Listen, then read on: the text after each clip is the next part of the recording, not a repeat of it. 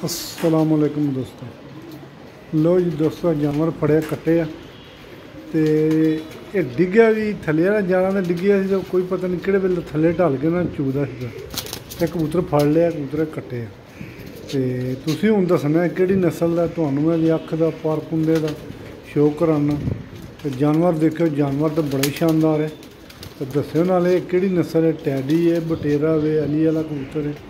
देखियो तुसीं ये किहड़ी नस्ल का कबूतर है, तो कबूतर बड़ा अच्छा है। तो लो तुहानूं मैं देना अख दा ते पर कुंडे दा शो करां, तेरे परां थल्ले रंग भी लगे। लो जी दोस्तों, ए कबूतर दी अख जी, ए देखो है जी हल्का जे लाल डोरा जे साइडां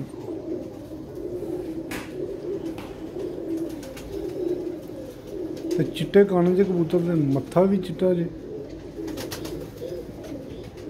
देखो कबूतर तुहानूं पूरा दा मैं शो करां, है देखा जी मत्था चिट्टा जी, काने दे चिट्टे दे अख देखो है लाल डोरा जी।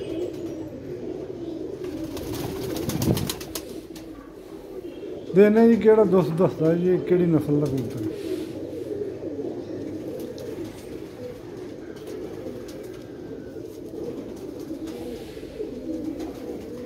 है जी। ये बाहरों 4-4 कलियां ने, विचों 5-5 कट्टियां ने, तो 2-2 छड़ के विचों कबूतर नवा साबित होया सी, यानी किसी फड़िया तो कट सटे तो कबूतर किसी को उड़ गया साढ़े डिग्गिया ने। देखा जी बाहर वाली कलियां 2-2 जड़ियां ने, वो पहलियां ने बाद पट के होए या खरीद होए।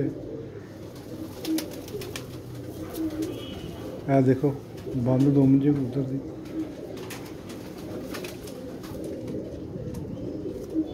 जानवर देखो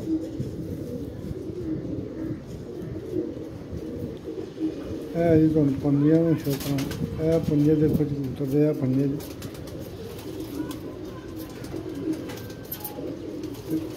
पर थल्ले पुराना रंग लगे जी जामू,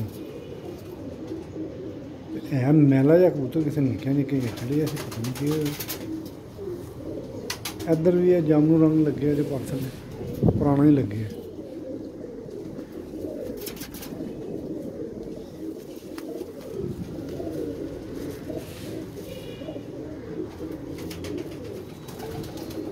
देखो जी